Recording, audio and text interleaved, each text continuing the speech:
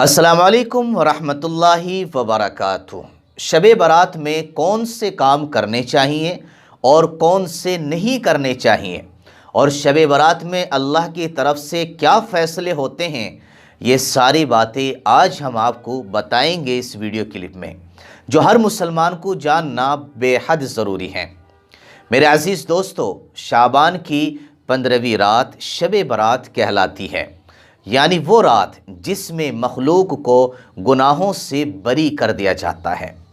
تقریباً 10 صحابہ اکرام رضی اللہ عنہم اجمعین سے اس رات کے متعلق احادیث منقول ہیں۔ حضرت عائشہ صدیقہ رضی اللہ تعالی عنہ فرماتی ہیں کہ شعبان کی 15ویں رات میں نے نبی کریم صلی اللہ علیہ وسلم کو اپنی آرام گاہ پر موجود نہیں پایا، تو میں حضور کی تلاش میں نکلی، تو میں نے دیکھا کہ آپ صلی اللہ علیہ وسلم جنت البقیع قبرستان میں موجود ہیں۔ تو آپ صلی اللہ علیہ وسلم نے مجھ سے فرمایا کہ اے عائشہ، آج شعبان کی 15ویں رات ہے۔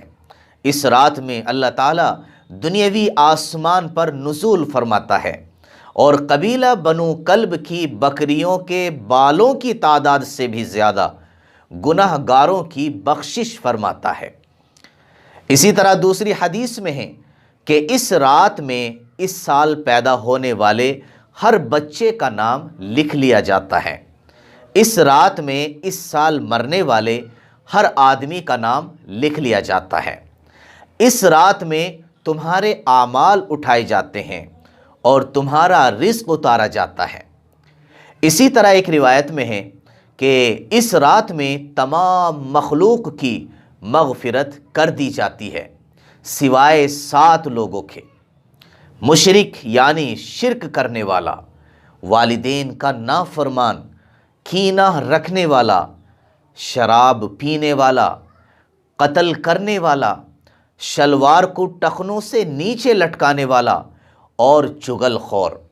ان 7 لوگوں کی اس عظیم الشان رات میں بھی مغفرت نہیں ہوتی جب تک کہ یہ اپنے گناہوں سے توبہ نہ کر لیں۔ اسی طرح حضرت علی رضی اللہ تعالیٰ عنہ سے ایک روایت میں منقول ہے کہ اس رات میں عبادت کیا کرو اور دن میں روزہ رکھا کرو۔ اس رات سورج غروب ہوتے ہی اللہ تعالیٰ اپنے بندوں کی طرف متوجہ ہوتے ہیں اور اعلان ہوتا ہے کہ کون ہیں جو گناہوں کی بخشش کروائے، کون ہیں جو رزق میں وسعت طلب کرے، کون مصیبت زدہ ہے جو مصیبت سے چھٹکارا حاصل کرنا چاہتا ہو۔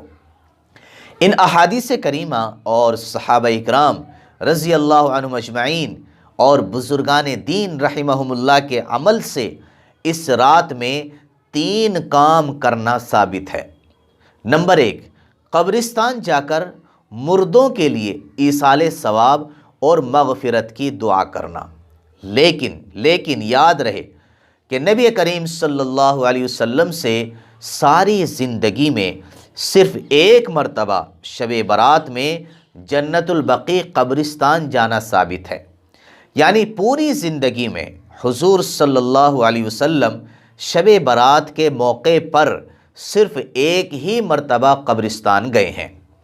اس لیے اگر کوئی شخص زندگی میں صرف ایک مرتبہ بھی اتباع سنت کی نیت سے چلا جائے قبرستان تو اجر و ثواب کا باعث ہوگا، لیکن پھول پتیاں، چادر چڑھاوے اور چراغاں کا اہتمام کرنا اور ہر سال قبرستان جانے کو لازم سمجھنا، اس کو شب برات کے ارکان میں داخل کرنا، یہ خیال ٹھیک نہیں ہے۔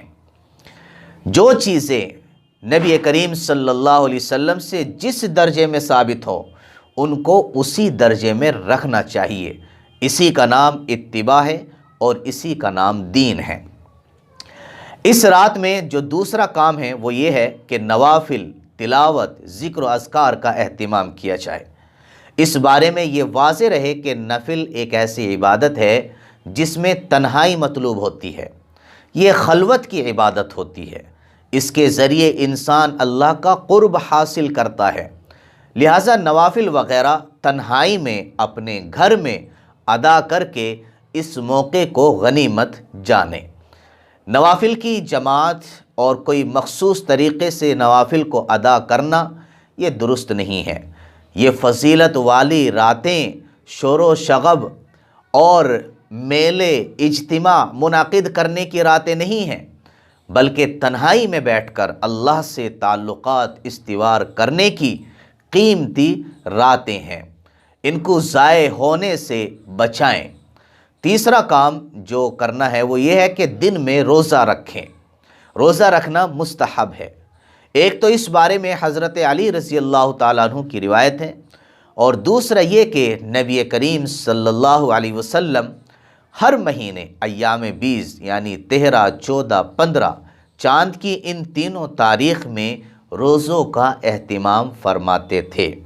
لہٰذا اس نیت سے روزہ رکھا جائے تو موجب اجر و ثواب ہوگا۔ باقی اس رات میں پٹاخے بجانا، آتش بازی کرنا اور حلوے کی رسم کا اہتمام کرنا یہ سب خرافات اور اسراف میں شامل ہیں۔ شیطان ان فضولیات میں انسان کو مشغول کر کے اللہ کی مغفرت اور عبادت سے محروم کر دینا چاہتا ہے، اور یہی شیطان کا اصل مقصد ہے۔ بہرحال اس رات کی فضیلت بے اصل نہیں ہے، اور سلف صالحین نے اس رات کی فضیلت سے فائدہ اٹھایا ہے۔ اس لیے اس رات میں خوب عبادت کیجیے اور رو کر گڑ گڑا کر اپنے گناہوں کی معافی تلافی کیجیے۔ اللہ تعالی ہم سب کو شب برات میں خوب عبادت کرنے کی توفیق عطا فرمائے، آمین۔ اس ویڈیو کو زیادہ سے زیادہ شیئر کیجیے تاکہ زیادہ سے زیادہ لوگ فائدہ اٹھا سکیں۔